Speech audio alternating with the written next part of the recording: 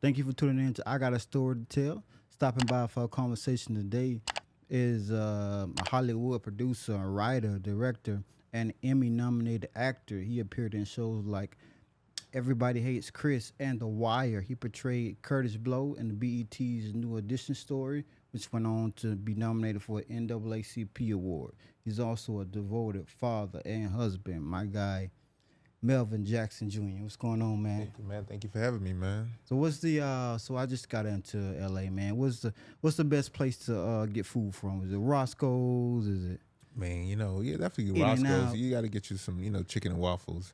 But for me, Bossa Nova, man, is one. It's a Bossa good Nova, place. man. You like to go. That's my go-to. That's one of my favorite places out here. On Sunset Hollywood, you can't go wrong with too many things, man. But you got a couple fancy things, but definitely You got to hit Roscoe's, get Gotta the hit chicken and waffles, Roscoe's, man. and then you get some Bossa Nova, man. You I got gotta to hit that In and Out burger before I yeah, leave, definitely man. get In-N-Out Burger for sure, for sure. All right, man. So out of all the accolades, man, you've achieved, man, what's the one that you're most proud of? Man, I'm proud of being nominated for an Emmy, because it came from a project that I had an idea for, and I sat down and I wrote it and wanted to, do something with my friends. And, it was pretty much me paying homage to Eddie Murphy. It's titled This Eddie Murphy Role Is Mine, Not Yeah. Yours. And it's simply, kind of also a letter to actors. I mean, we go out for these roles and we don't get them. Sometimes we may be right for them. Sometimes other people think we right for them, but the Hmm. cast director or producers see otherwise. And Yeah. so Sometimes you the other know, person's popular than right. you, And so for so whatever. many times, people have been say I look like Eddie Murphy, and I feel like it was a great time in my career because it wasn't the first thing I did. Had it been the beginning of my career, I probably wouldn't have done it because then I don't want people to think I'm trying to be Eddie Murphy, emulate him, all these things, but just simply pay homage to him for paving the way. So I had an idea, had a plan, and campaigned like I was running from office. And lo and behold, God blessed me to have a great support team, and That's what you I got. got nominated for Emmy as well as my wife. She got Congrats, nominated congrats. for the show that she was on, the Handmaid's Tale. So for both of us being nominated that same year, that was definitely a monumental experience for me. Congrats, man. That's what you gotta do, man. Promote yourself. Thank you. So for the people who don't know you, who is Melvin Jackson Jr.? Man, I'm a God fearing man that Right. just that is about being kind to people, being a blessing, and not really having trying to be selfish. You got to take the selfish part out of it, Mm-hmm. out of the life, and just really understand what can I do in other people's lives? How can I make a difference in this world? And I'm a father, man. I love being a father. I've been a father since I was 17, so it's pretty much majority of my life I've been a father, and so it's just uplifting young men Mm, and just trying to be empowering. right. All right. So take us back to your roots, man. Growing up in DC, Yeah, what was it like growing up in DC, and what made you make the jump to Hollywood? right. Well, grew up in DC as a kid, and then we moved over to Maryland. I lived in Maryland majority of my life that I can remember. Shout out And to Maryland. then, yeah. And then about 6 or 7, I moved to Pakistan. I lived overseas for about 8.5 years of my life. Wow. So first I was in Pakistan, then I was in Turkey. So having that experience alone, man, like just kind of shaped my mind to just be different and outside the box. Like, we had a maid, we had a gardener, and I thought we was rich. In my mind, I'm like, hey, we rich. My mom still made me make my bed, but it was just like, it was preparing me for life. Like, you can have, you can live like a king and queen, but you also got to do the work. Mm-hmm. And so that allowed me to have a piece of like what that feels like and looks like to live that type of life, but understand you got to do the work. Got to So, do the work. I created, so many friendships over there. I learned so much, and just appreciate it. Like being an American over there in a foreign country, you see how they live, and then you come to America and we live so differently. Like you Mm-hmm. have to have some appreciation for it. So for me, it was definitely an eye opener. I learned a lot. Like I said, I made a lot of friends. I still keep in contact with them to today, and so that was a big part of my life and who I am as a all well rounded person. Right. Um, like not too long after you moved to LA, you booked a role on Everybody Hates Chris. Yeah. So, can you tell us? Can you touch on like how did you wind up getting the role, Right. and like what was the experience you had on set working on Okay. such a major production? You Yeah, know what I yeah. mean? Well, it was like 2005. I graduated from college, and then I was just like, this was a perfect time. I was finishing my once I graduated from college. The job that I was working on was finished because it was a Right. stay in school program, and I said, well, this is a perfect time to take a leap of faith. So I said, I'm gonna go out to LA. I'm gonna give myself about a month. If nothing happens, then I'll come back home. And within like 3 weeks, I not only got an agent, but the agent I was supposed to meet with that day was like, hey, I know we're supposed to meet, but I got you an audition for Everybody Hates Chris. Wow. I originally auditioned for the main bully, but they cast somebody else, but they still had me in mind. They wanted to cast me, so they created a role for me. And so when I got on set, they was like, we know who you are. We can just pull your name out of a hat. Like they've been a fan, and so it was just great working on the show with Chris Rock and Tashina Arnold and Right. Terry Crews and just everybody that was just doing amazing things. And man, it was a great opportunity, and they kept bringing me back. I probably did like 5 or 6 episodes. I did That's 4. dope, man. They just kept bringing me back, man. So it was just really dope. What Work was it with like Tyler working and all with Chris that. Rock? Is he that funny in real life? He's or is funny, it man. calm? He's really funny. He had us do a line. I worked with another guy who's I loved his work since I seen him before. He played Gusto, and we were doing a scene. And Chris Rock was like, "Hey, I want you to eat I want you to eat this peanut butter and jelly sandwich." Yeah. So like just little moments, like little comedic nuggets he gave me was pretty dope. So man, yeah, it was a great experience, and that opened some doors for me. What's your process? I know every actor has their own process. Like once you book the role, Right. you get the role. Some people are method actors. Some Right. people, do their own thing. So what's your process once you like book the role, and then how do you go into your zone? You know what I mean? It's interesting, man, because back then, like, I was just hungry. Like, you're out in LA, I just was like, I'm hungry. So there really, I don't see really wasn't no process, but just be ready. Yeah. Simply like go on set, be present, have fun, and just be ready. So for me, it was like the hurry up wait situation where I was in my trailer and I'm like, man, I'm in here like 7-8 hours, just to do a couple lines, and I'm like, all right, well, I'm here, they paying me, so but I was ready to work. So for me, it's just like, let me get on set. Let me figure things out and let me work. And so for me, it's just like being ready, preparing your mind to be ready so that you don't have to kind of go through a certain type of process while you on set, because you should come on set, you should be ready. Right. So for me, I was just thinking about, I gotta make this work. At that time I wasn't really able to sit back and really enjoy it. It was like, oh, I need to pay the bills. I need, you know what I mean? So having that pressure kind of takes you out of certain moments to be like, oh, I got this. Let me just appreciate it. It's like, nah, man. I'm thinking about the next opportunity. Okay, this is done. Okay, what's next? So, Right. yeah. Let's say if you stay ready, you don't have to get ready. Exactly. So, like, where does your passion for acting come from, man? Did it start in your childhood? Man, I slipped and fell in acting, bro. Like I started out managing. I used to manage artists, when I was 18, and so I didn't really think about acting like as a career. So I was modeling at the time as well, and then agency I was with had me audition for a PSA, and I was like, okay, cool, audition. I did it, knocked it out, and I booked it, and I was like, oh, okay. So when I did the PSA, and I'm like, this is something I can really see myself doing. I got paid for it. Most actors, their first jobs don't really get paid. Yeah. So to get paid, my first acting job, it was pretty great experience. So I was like, this is something I want to pursue, and just started taking it really serious. That's what's up, man. What would you say the biggest sacrifice you've had to make in order to make it in this business? Biggest sacrifices, man, sleeping on people's couches, being away from my kids at the time, and putting a lot of hardship on their mother at the time. And so for me, it was just, man, sometimes in life you sacrifice certain things. You think back, I'm like, man, I was homeless by choice. Yeah. And have to sleep on people's couches and have to, beg and borrow, whatever, all these things. That's just not something that I'm accustomed to. So for me, it was like, how bad do you want it?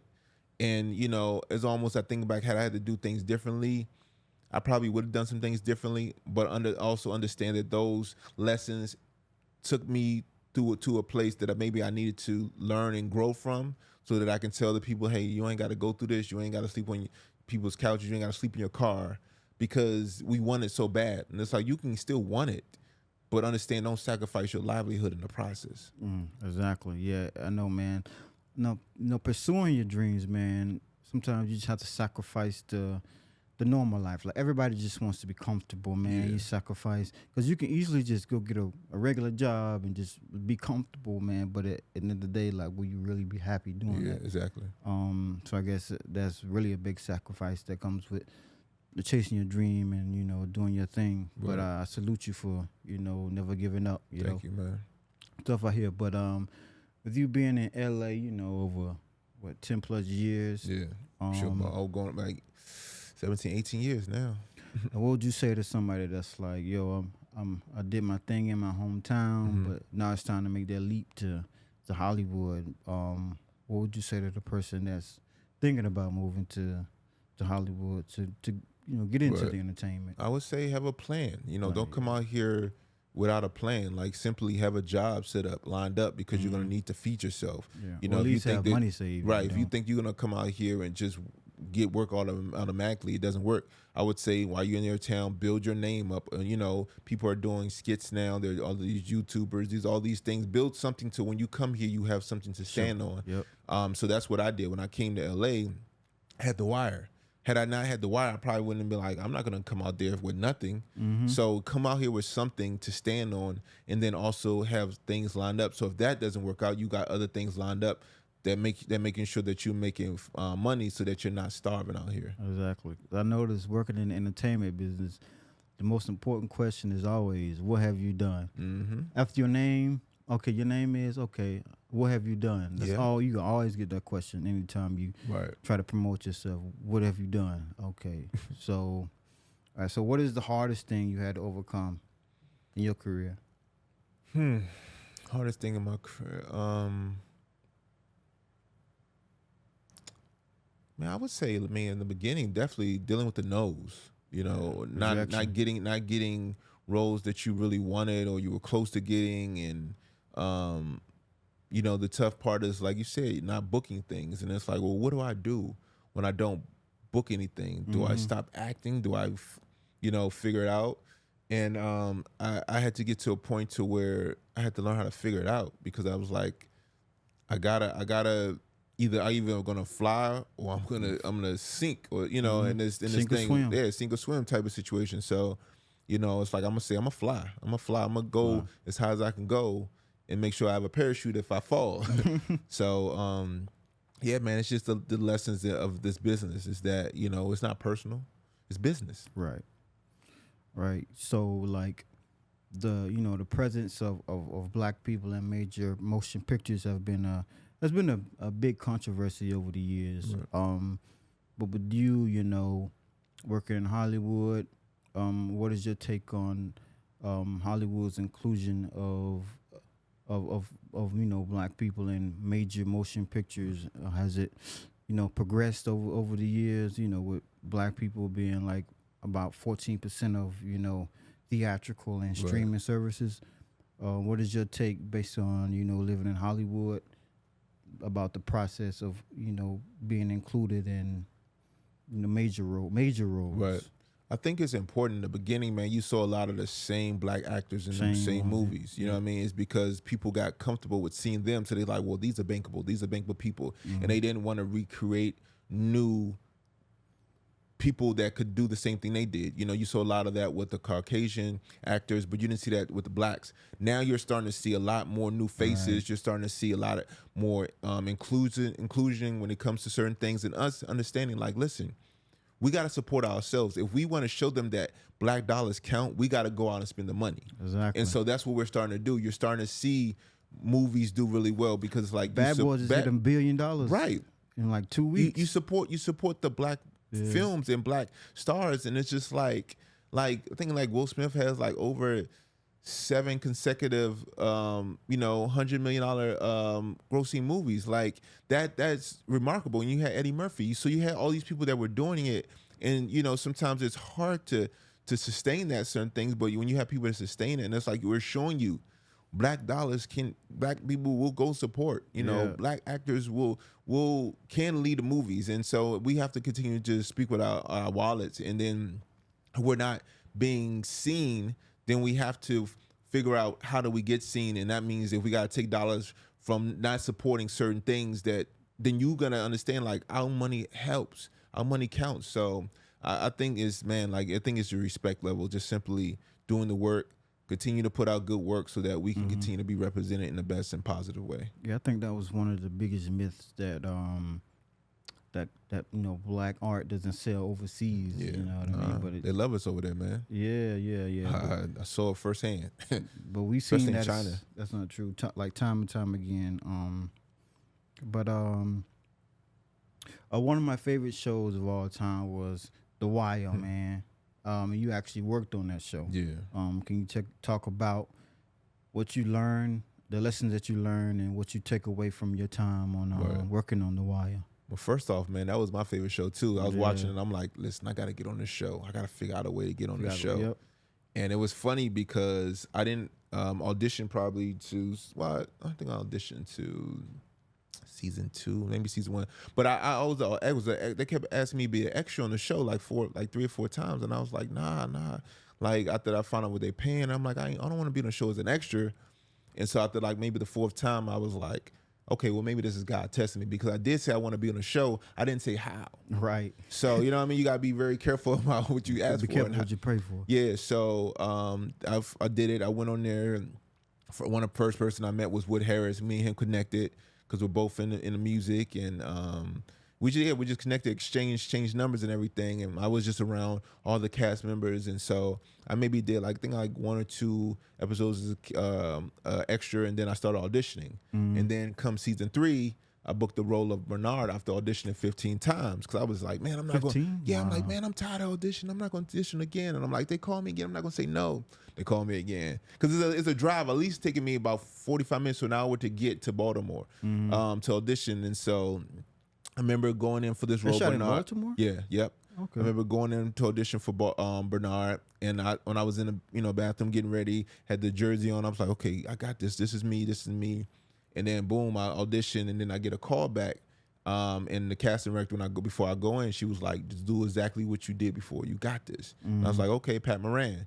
So I go in there, all the producers in there, and I go in there and I do my thing. I'm at work. And I get a phone call from the casting director. It was like, you got the role. And man, you would thought I won $1 million, because I was like, like just kind of excited. And so for me, what I learned, man, was just that the show, everybody plays a part. And I wanted to learn what each person do, because I wanted to respect each and every person who does their job, whether they're carrying a light or sandbag or whatever, like PAs, everybody. yeah, so for me, I feel like I graduated when I went from being an extra to an actual cast member, because I was about to go, and I was in my trailer, and I was about to go get my food, and the PA was like, I got you, I'm gonna go get your food. And I'm like, it hasn't registered. And so for me, man, I just watched how everybody did, and I would learn, because I was a new kid on the block in a sense, but we had so much talent on set, new talent, people that hadn't acted before, people who just got a cameo or whatever, and we just made magic, man. That show is iconic, and that show birthed a lot of shows that are on today. People of color, and we didn't get a lot of recognition, a lot of accolades for that show. Now we're getting a lot of recognition. I noticed that it's become bigger, like over the years. Yeah. Like when it first came out, it was all right, it was good, but like over the years, people love it, man. I had kids walking up to me, I love the show. I'm like, what you doing watching the show? But yeah, man, and people really mad at my character, like Bernard. But we had fun, man. We had a lot of good fun, and I was just happy to be a part of this project, man, because it was like say it was my favorite show, and truly an honor. We going down in history. I think we over like was 24 years and 25 years or something like that. 20 something years. Yeah, man. 20 years, man. Anniversary, man. We in there. That's dope, man. What is something What is something the world doesn't know about you? I mean, I would say that people didn't maybe know that I wrestled. I got a bronze medal in wrestling. I did track and field. I think I was it. I did all the long distance. got 2 gold medals in track and field. Long distance was my thing. Back in the day I used to write a lot of poetry. I wrote 2 poetry books. You read poetry books? Yeah, Oh, that man. I never got them published, but I put them together. Yeah. But yeah, man, like just those type of things that I was athletic is growing up as a kid. Okay. So, as a man of God, as someone who who's a believer, how have you been able to maintain your faith, living in a place like Hollywood or whatever? There's so many pitfalls and roadblocks. I know everybody knows, the terrible things that kind of happen here. So how have you been able to just keep your faith and keep your head on straight? Man, just understanding my purpose. I think my understanding what God intend for me to do in this business, and understand that it's more about what him and what he can do opposed to myself, and just understanding like you have to put yourself in great company. Like they said they say corrupt company or bad company corrupts whatever. I forgot the saying, whatever, but I just pretty much, if you put yourself in a bad situation, you will be corrupted. And so for me, it's just always putting myself around great individuals, like-minded individuals that I know that's going to uplift me and not bring me down. So understanding that, everything ain't for you. Yep. Every circle ain't for you. Everything that glitters ain't gold, man. Yeah, man. So, bad company corrupts a good character. Right. So yeah. So yeah, it's just, for me, it's just understanding like you gotta be different. You can't do what everybody else is doing. I remember going to a party one time. Somebody said, "You don't drink, you don't smoke. What's wrong with you?" I said, "What's wrong with you?" Exactly. It ain't. I don't have to do everything everyone's doing to have a good time. Like I know it's for me. All right. You have anything lined up? Any projects in the works? Anything you working on right now? Yeah, man. I'm producing a space docuseries right now. Been shooting that since last year. I'm a big avid spades player, man. I love spades. So I wanted to kind of just share why we love spades so much, the people who play and what it's about, and just something I wanted to do. And so working on a couple other projects as well. Just doing some amazing things, man, behind the scenes as a producer, and working on some things as well, upcoming as an actor as well. So this definitely, man, just trying to just put out some good energy into the world, and also just do some great work. I think that's important when you're able to take your time and do some great work, opposed to just trying to rush it just to put something out. Exactly. Yeah. Man. I'm having fun doing a couple skits, man, here and there.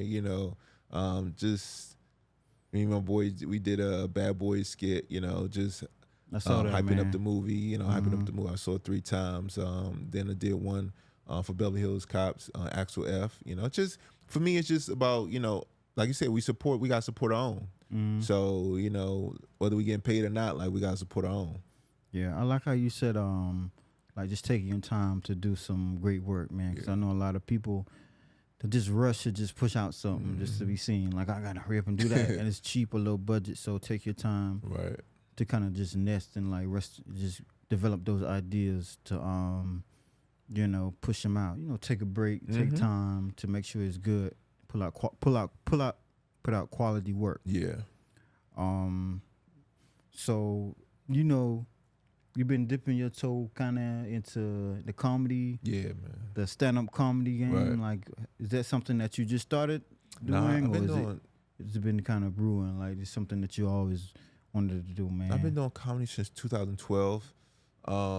Stand-up comedy? Yeah. I've always kind of like, I have a lot of comedian friends. So I'm always was around comedy. So I kind of had a little, like, I would be like, oh, let me see about doing comedy, but I would be scared because I'm like, doing comedy is not easy, and I'm like, I didn't think I was funny, so I was like, yeah, I want to do comedy, but I don't know. Take 2, take 1. No, right. It's different than acting. Yeah. And so one of my best friends, Brandon Fobbs, and he mentioned, he's like, yeah, man, we should do stand up. We should go out there you know, we were supposed to do it together, you know, go out there, and I just wasn't ready. He went out there and did it, you know, and so I was just like, yeah, I got to do it on my time because I don't want to rush it. I was, you know, I was scared, and so I one time went to open mic. It was 2012, and I did like 9 minutes, and I felt like I was on stage. I felt like I was alive. I was like, this is my place on stage, and I had fun, and from that point on, I was continue to do it, and then I would do it consistently. Then something would come up, so I'm doing other things, and I would kind of stop doing it for a while, and for a minute I walked away from it because I was like, man, it's a lot to continue to do and be out there on a nightly basis. And so, you know, now I'm kind of back in it, but I'm pacing myself. I'm like, I'm gonna do it when you know, as much as I can, but I just love being on stage. I love entertaining people. That's what I've been doing since I was a kid, you know. So definitely comedy is just like another side of me. Like it's therapeutic. You know, I can talk about things I'm going through. I can try new things that I, you know, go in my life. And so it's just, you know, comedy is, you know, you on stage, man. It's a beautiful thing. It's comedians know what it is, whether you fail, succeed. Like when you fail, it's all about learning what you did wrong. You know, because you can be like, man, I ain't never doing this again. But that's the easy road. You can It's quit. easy, yeah, It's easy to quit. But for me, it's like, let me figure out what I did wrong. Like I know I'm being good before. I know I'm good. So it's like, how do I get back to that? And then when you get to greatness, that's a whole nother level. You know what I mean? They said you have to be call yourself a comedian. Like you have to be doing it for at least 10 plus years. Yeah. You know what I mean? Like you just figuring out. I heard this saying that like I don't know how true it is if you heard it. It's like how many years have you been doing comedy? And that's how old you are in comedy years. Let's say if you've been doing comedy 5 years, then you're a 5-year-old. Right. Like that's what they say.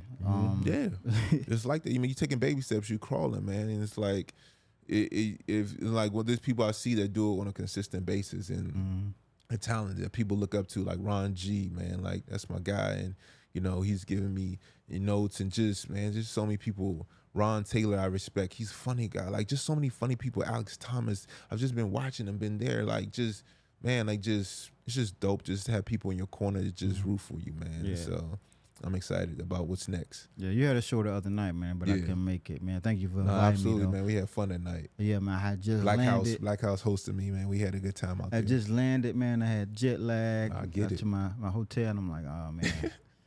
But I catch up with him later. But yeah, I always feel like, I mean, artists should have like a hobby, like outside of their work when they're not grinding. So what's your hobby, man? You have any hobbies? Yeah, I play spades, man. I'm playing tennis right now. I'm back playing tennis again. So I love playing tennis, play basketball. You know, yeah, definitely between that, like those are the main things I'm doing. Playing pool, playing video games. I'm trying to just be more active, man, because you know I'm in my 40s, man. The older you get, man, it's like your body starts shutting down a little bit if you just sit on the couch all day and watch TV. So I'm definitely trying to be young, man, trying to stay young again. I feel you on that, man.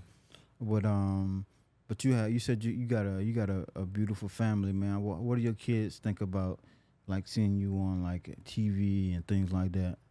Man, for them, I think it's just they were definitely excited, amazed when they first kind of saw me. They're like, "Oh, okay." And then I started getting them into it. So my older, only my two sons, they've been in movies with me. Then my oldest son, he's did a couple projects with me as well. So, you know, they were, you know, definitely my oldest son had the acting bug, and so he's really, really good. And so it's just seeming like, oh, I think sometimes it doesn't quite hit them. They're like, oh, that's my dad. But it's just like, I'm just dad to them, man. It's normal, so right. You know, maybe if I'm in a movie with one of their favorite stars, and they may be like, oh, okay. But right now, it's just that's dad. It's just dad. Yeah. Oh, that's what's up, man. Is there anything you wanna bring up that maybe we didn't discuss? I mean, definitely want to talk about mental health, man. I think it's important to speak on mental health.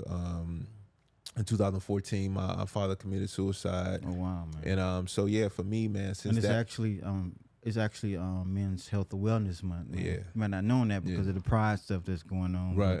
But just throw that out there. It is Men's Health. Yeah, I think we at the almost at the end of it. Yeah. But yeah, man, definitely, I think it was important to be an advocate for mental health and suicide suicide prevention because a lot of people are hurting, especially during the pandemic. Like people were, man, I think the suicide rate was very high.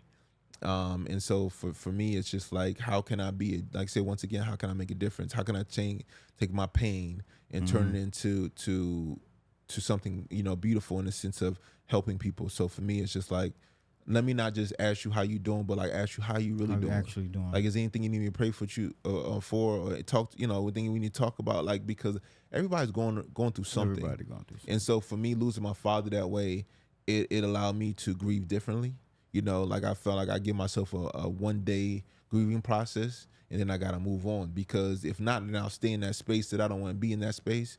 That's when depression comes in. So for me, I'm always trying to, just be a light, whatever room I come into, and just see how can I, make a difference in people's lives. So, man, we definitely just gotta continue to keep lifting each other up, being kind to one another, man, and just really being there, because sometimes people just need somebody to listen, to be there, and it's just as simple as that. So exactly, especially as us men, we definitely, because we carrying a lot of weight, man. Because they say men suffer in silence. You know what I mean.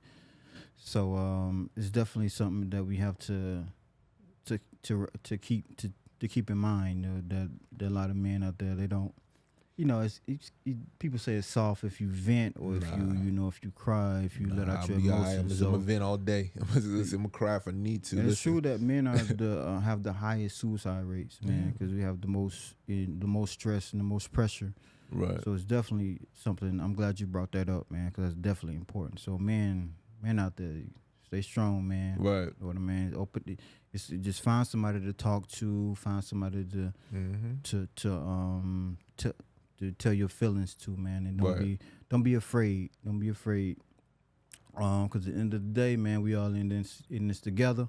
Absolutely. You know what I mean? So thank you for bringing that up. Absolutely. And then, to kind of piggyback off that, I'm all about causes, man, and just making sure how can I make a difference? How can I be part of the solution, not part of the problem? So, God put it on my heart to do a domestic violence documentary.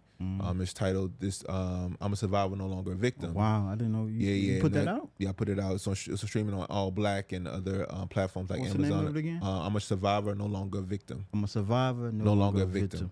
Oh, that's dope, man. Yeah, great so work. I just went to an event for the Genesis Center, and I forgot how many years ago, and I just saw women talking about their pain and their trials and tribulations and things they've gone through on the domestic violence matter. And so for me, it was just like it did something to me, and I was like, I got to do something.